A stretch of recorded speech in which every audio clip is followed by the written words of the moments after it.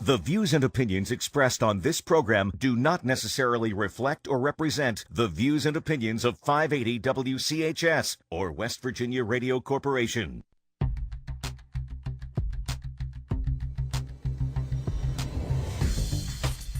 It's with WVU, Charleston, and CAMC. So that involves a lot of teaching. I do research, again, in general internal medicine. I had been previously involved in gastroenterology or gastrointestinal diseases, liver diseases, and nutrition. So that's kind of an area I'm particularly interested in. But currently, the past 11 years or so, general internal medicine teaching position. WVU Physicians of Charleston, the internal medicine specialty office is located at 3100 McCorkle Avenue in Charleston. That's over in Canal City, of course, in the CAMC Memorial Medical Office Building. Their phone number is 304-727-7305, 304-727-7305. You can find out more information online, WVUPC.org. That's WVUPC.org. Now, if you're listening to this program, and what WVU Physicians of Charleston does a lot is they bring in things that are relevant to our region, some issues that we're dealing with. We've talked about opioid crisis and recovery, things along those lines. This morning, we're going to talk about obesity. That's not an easy topic for this area because the numbers look pretty dire, and that's what I'm going to talk to Dr. McJunkin about some this morning. First of all, let's define obesity. A lot of people say, I'm not obese, I'm just fat, I'm just overweight. What's the difference, and what is obesity? Yeah, let me go over this a little bit. Obesity, I think you can define best as saying it's a body weight which is believed to be detrimental to health. So as one gains weight, a certain amount of fatty tissue, you reach a threshold where this excess tissue can result in health problems, shorten your lifespan, increase multiple potential problems for you in terms of health and well-being. And actually, I want to define it by a measure, and this might be interesting for people who want to participate, to define obesity by BMI, or body mass index. You've heard of that, and that's weight divided by the height squared. And if people are on their phones or in front of a computer and want to do this, you can instantly pull up your body mass index and kind of see how it correlates with the things I'm going to give you in a second. So all you have to do is to Google BMI calc, BMI calculator, BMI calc. Pull it up, and in 2 seconds you can put in your weight and your height, and it'll give you your BMI, and you get a parameter. So let me give you the numbers here for BMI. You hear that you get a number between the best number for a BMI. The normal number is 18.5 or 19 to 25. That is healthy. If you're below 18.5, you're skin and bone malnourished. Now, on the other side, between 25 and 30 is overweight. So if you're, say, 27, you're overweight. As you hit 30 as a BMI, you're considered obese. Obesity is 30 plus, and then 40 plus or 35 plus, 40 plus is dangerous obesity, commonly called morbid obesity. So you can kind of see where you stand here. And then I'll go into the causative factors of the obesity epidemic if you want me to discuss that. I think that it's important to do that. And just to give folks a roundabout idea, I'll use myself as a guinea pig. I've talked about my weight enough on the air where I'm not bashful to do so. I've recently lost a lot of weight. So interested in plugging this in. My last weigh-in, I was right about 175 pounds. I'm about 6 foot even. That puts my BMI at about 23.7. So not better, way better than what it would have been. I'll do my former numbers here real quick. So previously I weighed 317 pounds. 43 was my BMI. So morbidly obese. So that is impressive weight reduction, and you've kept it off. Yeah, for 6 months or so now, at least, since I kind of hit the bottom edge of that. But I don't think I think that it'll be fairly, and just my own passion was, at 45 years old, I have a baby daughter for the first time. Mm-hmm. I had this thought about being in my 60s with a child in high school and mid-60s with a child in college. It scared me at being 300 plus pounds. Would I even be there? So right. And maybe that's a inspiration. Maybe you have to look beyond yourself. If you don't do it for yourself, maybe you do it for loved ones. You have to get inspired. But let's talk about some of those effects of obesity and exactly what that does. Right. Obesity really ultimately leads to a shortened lifespan for most people if they're truly obese. And it also results in a lot of comorbidities or medical problems, commonest of which would be diabetes type 2. This is a diabetes that occurs with obesity and insulin resistance, and I won't get into that, but it also then leads to a lot of different problems, particularly vascular problems. So you can increase problems with kidney disease, eye problems in terms of vision, neuropathy, and then you can have macrovascular problems such as heart attack, stroke, and these sorts of things. Also with obesity, one can develop obstructive sleep apnea and a lot of severe problems with that. Osteoarthritis is increased with overweight, and so you kind of wear out your knees and your hips and are then less able to move around, and so it becomes a vicious cycle. It's believed that certain cancers can be more likely in an obese person. So again, obesity commonly results in early death and disability. There was a recent study in Annals that indicated that youngsters who were followed for 28 years, and people who were obese and sedentary as teenagers ended up being disabled very commonly, extremely much in their 40s. And so it not only ruins quality of life, it also shortens one's life. So it's a major problem. It's really frightening. And this is what, I'm by no means a doctor or someone. I'm a lay person in all things except for maybe radio. But I do a lot of reading. I read as much as I can consume of different scientific and medical journals, things along those lines. And that's what kind of scared me into trying to lose weight, is because I was reading some of these things. And really, it's amazing to me how obesity is a Pandora's box of unhealthy things that can happen to you. You open that thing up, and it's not just the obesity that's going to get you. It's all the little and big things that obesity leads to, the path that it leads to. You mentioned joint pain, joint discomfort. That's not, obesity doesn't necessarily cause that. It's the fact of being obese that causes it, but it's the domino effect of being obese that causes all these things, and so many health difficulties are tied to that. In this state, when we look at our health care, there was a news story as I was just coming in where Senator Manchin was protesting the Trump administration's choice on the Affordable Care Act and how that's going to affect folks in West Virginia. Whatever you think about that, people in West Virginia are not healthy, and this obesity and the domino effect from that is one of the reasons for that. Right, and I can give you some statistics on that. Let's do that, I think, interestingly, we should go back 50 years to about 1970, and the CDC statistics then showed that about 12% of Americans were obese 50 years ago.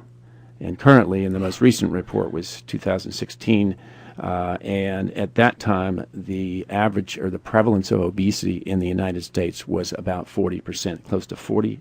Wow. So we've gone from 50 years ago, about 10% to 40%. And in fact, if you include obesity and overweight, which is the BMI of 25 to 30, all that, basically most Americans are overweight or obese, over half. And so it is truly an epidemic, and the upcoming generation of obesity will live a shorter lifespan than their predecessors, and that has not happened in the United States previously. So it's amazing. And children, the obesity in children has increased tenfold since 1970, and this is a whole terrible issue in terms of eventual diabetes and early heart attacks and shortened lifespan. So I really want to emphasize to parents to really get on the bandwagon on some things we'll talk about in a few minutes. Regarding states, United States and the obesity in various states, West Virginia, greatest state, however, has the highest obesity prevalence in the United States at 38.3, I think. Wow. So we have to work on that, and in terms of those factors, I guess I can go into that next and just have another. Yeah, that's what I wanted to set the stage here just a little bit for folks that may be just joining in. If you're listening this morning, Dr. Brittain McJunkin is here with us this morning. We're talking about the obesity epidemic in West Virginia. Right now, we're kind of scaring you with numbers, and that's on purpose because we want you to understand how prevalent it is, means for the state of West Virginia, the domino effects of that, as we've been kind of touching on. Second half of the program, we are going to transition into how we remedy the problem, things that you can do as a parent, as a person with agency of yourself to be able to to help with this problem, and we're going to learn about that as we go along this morning. And you can make a phone call if you want to call in this morning. If you have any questions, something that you're struggling with, or a medical issue that you'd like to have as it's related to obesity, you can give us a call this morning, 304-345-5858, 304-345-5858. You can find out more about the WVU Physicians of Charleston online, WVUPC.org. That's WVUPC.org. More information to come, contact information to come for the WVU Physicians of Charleston. So let's go into some of the factors a little bit. And just from, again, from a layperson observing this, and I was guilty of this a lot, our first inclination, I think, is to blame other factors and other people. I've heard Big Sugar cast, quote unquote, Big Sugar, because they've been promoting the sugar industry for so long, or fad diets make people crash and rebound and gain all kinds of, I hear all kinds of accusations with this. So it seems like not often enough do I hear somebody take responsibility on their own. You ultimately have agency over what you do and how you go about things, but you're the expert in this matter. So when we talk about these factors, what are the factors that play into obesity? Let's go back again to 50 years ago. Yes. I think this is fascinating. So 50 years ago, this was before there were a lot of fast foods, food restaurants present, and before there was a lot of processed food. The processed food industry was in its infancy, and again, only about close to 10% of people were obese at that time. And then getting into the 80s and 90s, the food industries really became more involved with packaging of foods and putting a lot of additives in, including sugar and fat and salt and things that taste really great. And these foods were mass-produced, and there was also help from the government in terms of farm subsidies and increased high fructose corn syrup, these sorts of things. And the irony is that these packaged foods that are prevalent everywhere, and also I guess the fast food industry, all of this, the irony is that the cheapest food, the most inexpensive food, has the highest calories.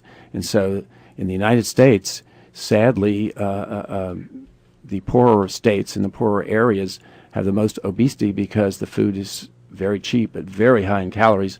You compare it to, say, third world country, where poverty is associated with skin and bones, malnourishment, and people are very thin and skeletal, as opposed to here, there are people that are in the same boat, but a lot of poverty here, most of the poverty and obesity is again being overweight, and it's a type of malnourishment, but it's malnourishment because the overweight is unhealthy.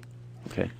Let me also go into the fast food boom that has occurred and the marketing of all of this. And the marketing is just high saturation.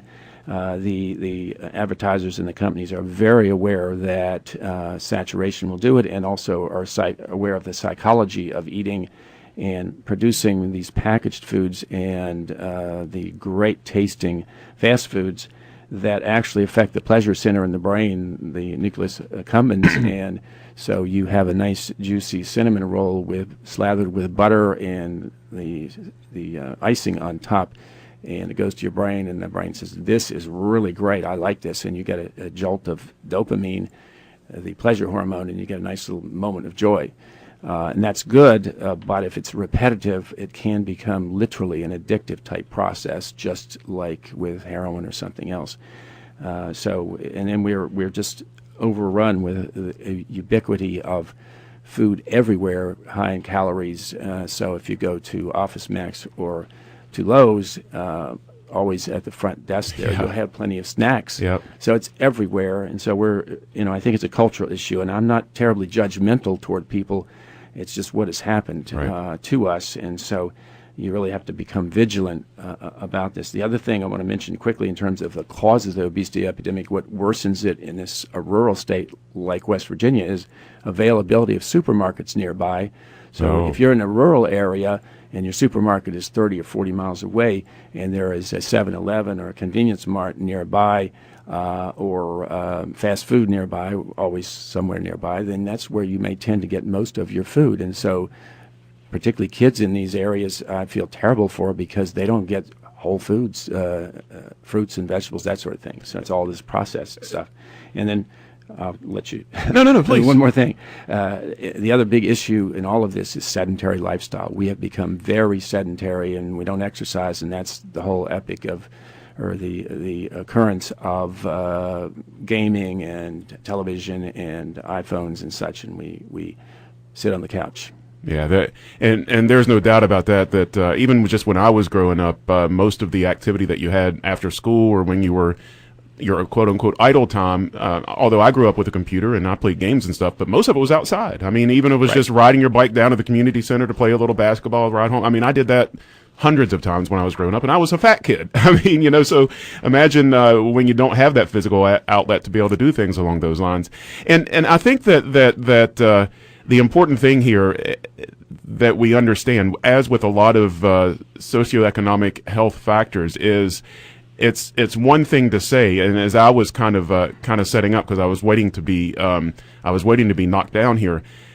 You can talk about personal responsibility all that you want to. You can talk about this is what you need to do, and you have to have willpower and you have to have some control over that. I noticed that when I was going through my weight loss journey, but the cards are kind of stacked against you. And the poorer you are, unfortunately, the cards are stacked against you even more. And as it's just a feedback loop. If you're born into poverty, you're born into this certain lifestyle, you eat this certain lifestyle, you become unhealthy, maybe keeps you from getting the kind of work that you could if you were more healthy. You get back on government assistance. If you have kids, do the same thing. And it becomes a feedback loop within certain cultures within this state. Unfortunately, because our state deals with health and obesity epidemics and a poverty problem, this deals with a large portion of our state. And a lot of these things, you mentioned the thing about fast food, and to this day, although, I go through a fast food place, I'll get my wife something when she was pregnant, of course, I'd be going through there, and I lost all this weight while my wife was pregnant. So that was always kind of a divide between us, because here she was eating for two and I was trying to get healthier. But I would sometimes get her something and try to go on the healthier side of things. And salads, with grilled chicken and stuff, I mean, that was my staple. That's what I lived on. Almost anywhere that you go, you can get a salad with grilled chicken. I mean, so that's usually what I would do. But you're there and you're like, well, I've been good today. I could probably get that hamburger, or maybe I could get those French fries, or I could get that dessert. To this day, I still have that call. You drive by a place, you're like, oh, the light's on, fresh donuts. I mean, whatever it might be. Right. It's just conditioned into, although I have no real interest in that, it's just something that you see and you're conditioned to respond to it. Like, oh, let's go in here and get this fresh pastry, or let's get this juicy hamburger, or whatever it might be. And that is a battle because it's broad targeting from a marketing standpoint. They're preying on psychological crutches to get people to engage in their product. And I mean, that's an uphill battle for people that are trying to manage their weight or to live a healthy lifestyle. Right. So what do we do about this? Exactly true. So, there are everybody knows there are tons of diets available now that people can try. And what I want to emphasize is that, yes, you can go on different types of diets, the Paleo, keto, or the Atkins type, or various South Beach and so on. And any of these diets to lose weight, any of them, whether it's low carb or low fat and high carb, vice versa, any of these things basically gets down to calorie restriction, and that will work for a while, and you will lose some weight if you follow that very carefully, any of these. However, for life, you don't want to be on some kind of strange restrictive diet. Everything is in moderation, and what I want to emphasize is, to me, it does boil down to calorie counting, and we'll talk about good foods and bad foods, but we emphasize in the clinic that we want you to be aware of the calories you take every day. Learn and teach yourself, and we in the clinic give information, and there are a number of apps that you can count calories with. Calorie King is one that I think is particularly nice. You can get a book or online.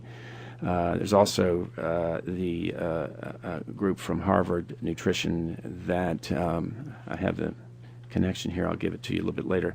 It's the Nutritional Source. And you go to Healthy Eating Plate, and that gives you a diagram of the right way of eating. Now, again, let me just go back. You can pull this up instantly. Let's pull up the Mediterranean diet. All you have to do is key in Medit diet, MEDIT diet, and you pull up that, go under images, just up in the left-hand corner, click up images, and you will immediately get the Mediterranean diet pyramid. And a picture's worth 1,000 words, but I'll try to describe this if you don't have this in front of you. As to the basics of this diet, and again, variations of that would be the DASH diet, the MIND diet, but what it involves primarily, and here are the key words, whole foods of fruits, vegetables, and grains. That is the largest section of the diagram at the bottom of the pyramid. So more of fruits, vegetables, and grains. And when we talk about fruits, if you take fruit juice, that's high in calories, so it's better to have whole fruit rather than fruit juice. In terms of vegetables, again, colorful vegetables, that sort of thing. Grains should be whole grains, not white bread and rice and that sort of thing. Kind of a pearl here in regard to increased whole foods in terms of fruits, vegetables, and grains is that you worry about the price of going to the store and getting fresh produce at a grocery store like Kroger. One thing that can be done that we find beneficial in our house is to go to the frozen food section and price these out. You can get a lot of fruit and vegetables for a reasonable price, preferably organic, which is going to be a bit more expensive. But we really use that a great deal in our house, and it's less expensive than getting the actual fruits and vegetables off the bin, although those would be preferable perhaps. But again, these are already pre-cut too, and so it's a little less in terms of preparation, so it's more convenient. So I think that's something to... And I think convenience plays an important factor here, because although getting, whole corn and shucking it and pulling off the kernels, and then maybe just if you just want to make a pot of corn that you eat that normally you would get out of a can or something along those lines, it's probably healthier to do it where you shuck it from the very beginning and take the steps through. But you can also get steamed frozen corn that you throw in the microwave or steam for a few seconds. And although it may not be the pinnacle of health, convenience-wise, it's a lot better than grabbing a hamburger, and it's still healthy for you. And frozen still has a good amount of the nutrients, right? It really does. It really does. Those are protected. They're flash frozen. And so, again, this has been great for our family in that we love fruit now. It's all prepared, and you just pop it into a bowl and have fruit medley, and you get the fruits in, and it's great. Again, preferably organic, which is going to be a little bit more expensive. But again, if you go and price things out, you can do this. And so, again, I want to emphasize to families with children, this is where you want to be. You don't want your kids eating, again, mostly processed foods, which are very high in the sugars and the bad stuff. And if we start early, we can make sure that we give our children good habits, right? If we start early enough, right, and not give them the processed foods and things like that early, and you don't have to be... I mean, it's not like an extreme diet. It's just a normal where you're eating healthy, good, wholesome foods, and you're introducing your children to those. Correct. Now, continuing along these lines, so we're at the bottom of if you have the diagram where you eat the greatest percentage of your food would be whole, sort of plant-based. The term plant-based is sort of replacing vegetarian. It sounds better, plant-based diet, meaning primarily plants, and again, fruits, vegetables, and grains. And then also along those lines with that would be fats, which are good. We talk about good fats and bad fats. Good fat would include olive oil, probably canola, and you can cook with olive oil, and there's been some question about that, but it's absolutely fine to cook with olive oil. This is a healthy oil. It may help protect against heart problems. It's a monounsaturated, and you want to avoid polyunsaturated types of things and trans fats. So good fats and bad fats are a concept here, and in the realm of things that are from grown foods. Olive oil would count, and you want to use that maybe to really replace butter. I mean, a question whether is butter all right? Well, a lot of butter is probably not all right, and you want to avoid margarine in general. But again, sort of think in terms of olive oil is kind of that butter replacement, perhaps. The other thing in the Mediterranean diet is plenty of, well, not plenty, but nuts and seeds. And this is, and I will digress a little bit, the Mediterranean diet is felt to be the best diet because people in the Mediterranean area live longer and are healthier and have fewer comorbid issues. So anyway, a handful of nuts each day would be good. The tricky thing about nuts are that they're high in calorie. So if you have a whole bag full of nuts, you're going to have an obesity problem. I was going to bring that up. I love nuts, and that's one of the things I've tried to incorporate into my diet as I've tried to keep right around-ish the 2,000 calorie mark. And if I can eat nuts almost obsessively because I like them so much. But really, more than a handful or two, you're getting up there as far as calories go. So, but it's interesting. The Mediterraneans do basically have a bit of nuts every day, and it's felt that these agents, the chemicals in the nuts, are protective for heart issues, and so it's a good thing. That along with olive oil. So these are good fats, but you have to watch the calories with that. So anyway, a handful of nuts a day would be good. And so we're at the bottom of the pyramid. We're going to go up. By the way, if you look at the very bottom, you see people exercising. So I'm yes, emphasize that the again. Largest block at the very bottom shows folks active and exercising. So exercising is not a panacea. You are not going to lose much weight by exercising and not cutting your calories. All right, but it can be also, when you have lost weight, a means of helping to keep it off. So, and kids just have to exercise regularly to be healthy. Dr. McJunkin, I'm sorry. I was just going to say we need to take a commercial break. Okay. Let's go ahead and do that right now. We'll come back and we'll finish up this discussion. That'd be great. Because we're going to continue to talk about what we can do about the obesity problem. We're going to talk more about the Mediterranean diet pyramid. Again, you can look that up online. Just do a search for it. Click over to the images. You'll see the pyramid come up all over the place, and you can kind of read along with us if you're in a place where you can do that. MEDIT. It will pop up. Medit diet. Medit diet, and then go over to the images. And it's really interesting, too, because, and I'm going to get into this a little bit, because we've been so cultured by fad diets here in the United States, I think, that when you look at this pyramid, you might be like, what? You eat the least amount of meat? How does that work? And we'll get into that a little bit when we come back. You're listening to Ask the Expert this morning. Our guest is Dr. Brittain McJunkin. We're talking about the obesity epidemic in West Virginia and how to resolve it and how to battle it. So that's why this is an important show this morning. You can give us a call, 304-345-5858, 304-345-5858. More about WVU Physicians of Charleston, located online, WVUPC.org. That's WVUPC.org. We're going to take a break. We'll be back right after this. You're listening to Ask the Expert, WCHS, the voice of Charleston. When the Kanawha Valley needs to know, they tune to 580 WCHS. This crisis is affecting every community in America. President Trump and our entire administration are determined. This all happened before little Jimmy ever came to town. Whatever we did, the people were much more satisfied than they are with this administration, this government. Award-winning coverage delivered around the clock from the area's only 24-hour newsroom. The voice of Charleston is 96.5 FM, 580 AM, WCHS. The WCHS Network presents America's Pastime. We will bring you Reds baseball, top MLB matchups, all-star festivities, and the entire postseason, including the 2019 World Series. 580 WCHS has been the home of the Reds for parts of 7 decades. Tune into Charleston's ESPN 106.7 and 1490 on weekday afternoons to catch the Reds and over 70 top MLB matchups. Opening day is March 28th. Check the schedule at WCHSnetwork.com/sports. Good morning. Road crews will be out again today doing patching work. Reduce your speed in the work zones and move over when possible. If you see traffic issues happening, call the traffic hotline at 304-346-9951. Traffic brought to you by City National Bank, where you can purchase or refinance your home with a no down payment mortgage. City National Bank, equal housing lender. For a convenient location near you, log on to bank@city.com. Equal housing lender, member FDIC. This is Jeannie Kay on the Voice of Charleston, 96.5 FM and 580 AM, WCHS.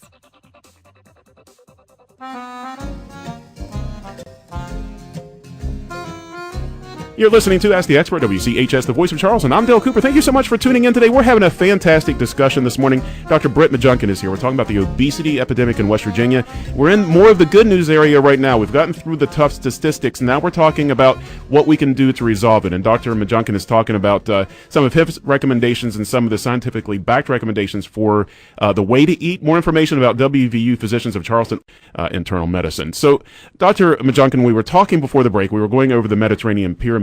One thing I did want to just mention is I looked at this.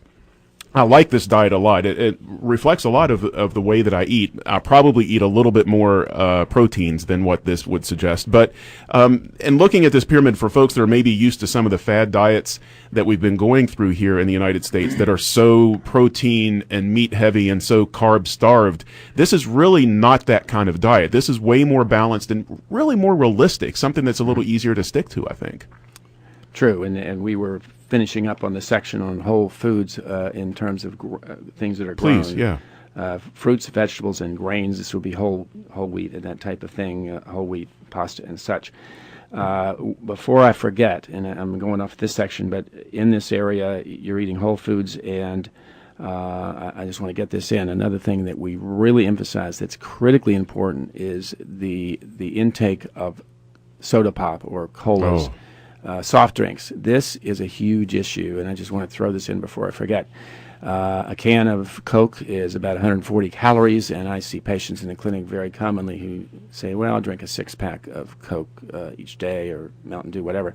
That's almost 1,000 calories per day, and that is high in sugar, high fructose corn syrup. It goes right to the liver. It's not good for the liver, and it increases obesity. If you're drinking a six-pack of soda a day and you stop that, you probably lose automatically about 10 pounds over a couple of weeks. So we really don't want people drinking that. We think that the diet drinks, diet soda is better, although there's some question of that in terms of still maintaining kind of the sugar desire. But maybe the best thing is to drink water. If you like carbonation, get carbonated water. But I want to throw that in before I forget. So let's go on up the pyramid in terms of, we've talked about all the whole foods, grains and fruits and vegetables. Now we want to talk about fish. And a lot of people don't necessarily like fish, but you can get used to loving it. Over time, the best fish are the kind of the fatty fish, salmon, tuna, mackerel, and trout, those sorts of fish. There is question about, mercury in fish or PCBs and PCBs. If you don't eat more than twice a week of fish, then that's probably not a problem at all. The key thing is that fish is high in omega-3 fatty acids, which are heart healthy. So we're talking about prevention here, and this is a strong recommendation in regard to the Mediterranean diet, and the real true nutrition gurus are in favor of this. So that's up the pyramid. It's a smaller amount per day, but again, we talk about fish twice a week, actually. Looking at something like tuna, just real briefly, there's very few wasted calories in tuna. I love tuna. I look at a can, it's like around 100 calories, and it's like 20 grams of protein. I mean, you're getting, that's a very efficient protein to be eating. Yeah. Tastes great, too. Yeah, so, no doubt. Now, we're going on up to a smaller amount per day or per week, whatever. The segment becomes skinnier if you're not watching the pyramid. And this gets into poultry and eggs and cheese and yogurt, these sorts of things. So poultry should be white meat and skinned, and not so much. So maybe several times a week would be all right. What about eggs? There's debate on eggs, good or bad, in terms of cholesterol. Probably an egg a day is good, and it's good protein, as you had mentioned, protein sources. Cheese should be low fat, and low fat dairy in general. You may get some probiotic benefit from yogurt, low fat yogurt. So again, this is something that should be incorporated into the diet. And then in the end, to the very top, you have a little tiny segment at the top of the pyramid, and this is meats. And so this diet is plant-based with not very much meat. In fact, they say maybe meat a few times a month. Now, I'm sure there are people on the air now or listening who are saying, whoa, I can't do this, or I don't want to do this. And I understand that. The concept is to decrease your meat intake, and I'll give you very quickly some of the science of this issue. If one eats a lot of meat, that results in a change in the bacterial content in the intestine, the microbiome, which is a big deal now in medicine. And the microbiome, if you have these certain types of bacteria, they happen to work on a protein in meat that it produces a chemical that then gets absorbed and is converted into an agent that causes hardening of the arteries. So a lot of meat, you change the bacterial flora, and it produces a compound called TMAO. I won't give you the chemical name, but it causes heart issues, that is blood vessel issues. It can cause claudication, can cause potential for stroke, all these things. So basically, if one is closer to plant-based than high meat, you will cut down the likelihood of vascular events, heart attack, and early death. So I'm not saying no meat. As I say, you may want to vary that tremendously for yourself, but the concept is to less meat in general, more fruits, vegetables, and grains. And one other thing at the top of the pyramid is sweets. And I'm a sweetaholic, so this is a problem for me. I love sweets, but I'm trying to control that. I pretty much go by a vegetarian diet, except that I fight the sweets aspect, and that's the reward center, giving me a little dopamine every time I have a sweet. And so, again, these types of things, as you may substantiate, is you have to wean yourself gradually. Yes. Otherwise, you do have kind of a withdrawal, just like being addicted. You just reduce what you're eating is what I found that works. Just a couple minutes left in the program. I want to make sure that folks get, first of all, the contact information, WVUPC.org, 304-720-7305, 720-7305. This is an awful short amount of time for you to try to explain this, but in about a minute or so, if someone wanted to consult to get medical help in weight reduction, what would they expect to enter into a program like that? To come to a physician or exactly. Like to actually get help from a doctor like yourself.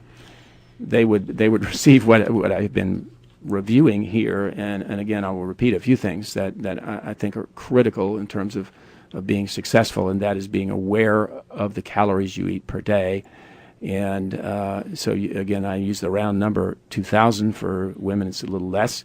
But if you stay in that ballpark, if you're aware of what you eat, and again, there are many sources that give you diet calories. And again, there's a book called The Calorie King, and it's also online, that we actually give to patients, and it has every food there is available, including all the fast food. And so we try to educate patients as to the high-calorie thing. So I commonly say, I don't care so much what you eat as long as you stay within 2,000 calories. And of course, we emphasize carbs and cutting those down. So that, again, calorie counting is something we want to educate ourselves about. And then the concept of whole foods, more fruits, vegetables, and grains, and less meat, and always some fish during the week would be kind of the basics, and use olive oil for cooking, and maybe a handful of nuts each day. So, it's a whole lifestyle change, but it really works. So that's going to do it for us this morning. Thank you so much for listening. That's Dr. Brittain McJunkin. You can find out more information at WVUPC.org. Thank you so much for listening this morning. Back in 2 weeks with the WVU Physicians of Charleston. Have a great day, everyone. 580 WCHS-AM, 96.5 FM Charleston, and 104.5 FM Cross Lanes. A West Virginia 4.5 FM Cross Lanes. A West Virginia 4.